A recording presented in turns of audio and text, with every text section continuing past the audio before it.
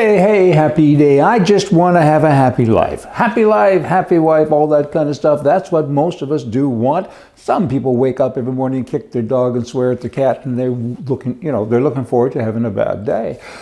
When people say to me, "How are you doing? How's your day?" I always reply with, "I've never had a bad day." The liberals, though, are working at it. They're beating me up every day. I'm still trying to be happy, but it's getting harder and harder, particularly because of my color. Being white, it ain't great anymore. I want to share with you some things here that I wrote down. They're kind of profound white people. We are taught to be ashamed of our identity. We are taught that white supremacy is a terrible thing and that we're all part of that, right? White people are the villains in history, and I think we're the villains today. For some reason, disagreeing with this analysis, I guess, is a bad thing, and that'll lead to accusations of racism and put you at risk. If you have a good job, you might lose it. Good grief. All kinds of things can happen because of your color. Treating people equally isn't enough for these people. These people, of course, being liberals, people on the left. It's a bad standard to hold people to, the color thing.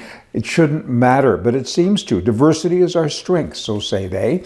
And they go on to say that anti-white racism doesn't exist. It does. But they say it doesn't. Calling a white person an oppressor simply because of his color or her color is racist because of the color of our skin, right? School boards, businesses, they pay tens of thousands of dollars now to have consultants, but the government says that they have to have. Mandatory training has become commonplace in people's places of work and certainly in the education system. And diversity, equality, and inclusion, that's become the mainstream thing of education. And it's just wrong. It's just wrong. I mean, let us be ourselves. Marxism is an economic and political theory. It's a worldwide view. It divides people or groups into two classes, oppressors and oppressed. And then, when you dig into that, the economic part of it, capitalism is the villain and Marxism is the hero. And that's just crazy. I have a nephew when he was about 3 or 4 years old in a white town. There's a black teacher in his kindergarten. She was like 6'4", just a very big girl. And he was asked to, he said some teacher did something. And the parents said, "What teacher? Describe her." And he said, "That really tall one." The color didn't matter to him. The color doesn't matter as much. To some people it does. Of course it does. There is racism. I get it. But for the most part there isn't, particularly with us white folk. Kind of treat us nicer. Now, Donald Trump, he has become the first former U.S. president to face criminal charges. And every press report that I've read says that he's the only president, past or future, that has been charged. That's not quite right with the Criminal Act. Ursula Grant, who is the president and acting sitting president, used to like to race fast on his horse. And he would go in Washington, D.C., he would race up and down the streets.